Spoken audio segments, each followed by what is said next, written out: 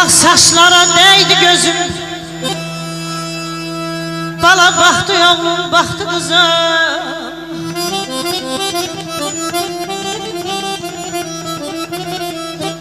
Emiş valla dindi sazım, bu ne kardır, bu ne boran, doğurdan mı kocalar?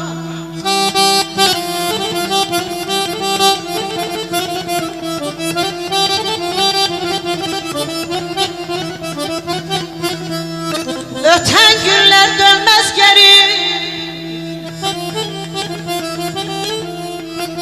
öten günler dönmez geri. Nece yaxşı ay balam zirveleri.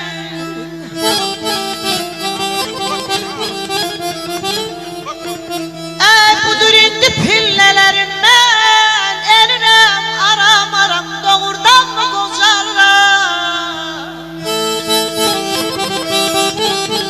Kədərlisən, gözlərindən oxudum.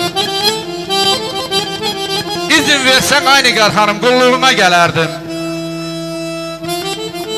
Məhəbbətdən yaralanan qəlbini leysan olub söndürməyə gələrdim. Kaş tutaydım əllərimlə əlini, tək çəkərəm kədərini, qəmini, gecə gündüz alovlanan qəlbini məlhəm olub sağaltmağa gələrdim. Bir tənha otaqdır, bir də ki mənəm, qarşımda ağ varaq, əlimdə qələm. Gözəllərə şeir yazan əliyəm, yanağından öpmək üçün gələrdim. Buyurun. Sağ olun. Bağlayıb dört bir yanımın, belə istəyib töksün qanımı. Can deməmiş bu canımı, ateşlərə yaxan gəlsin.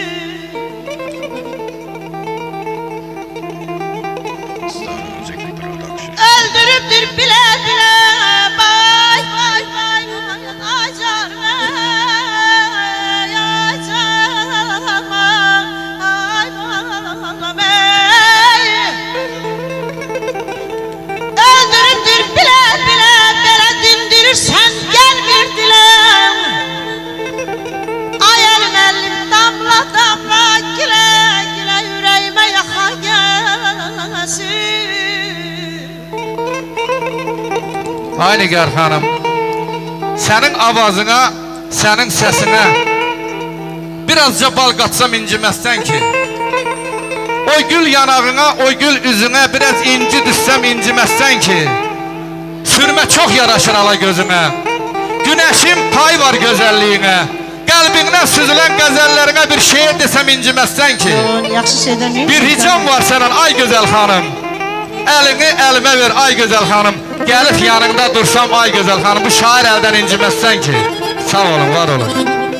Sağ olun, var olun. Biz sənət dostuyuq, nə dəxli var? Bəli, bəli, sənət dostuyuq. Mən ona görə də eşq olsun bütün cəmatımıza. Var olun, öpürəm əllərinizdən. Sağ ol, var ol. Yazında gül, qışında qar, belə eşqimizdə kim tayımar? Süzgün, süzgün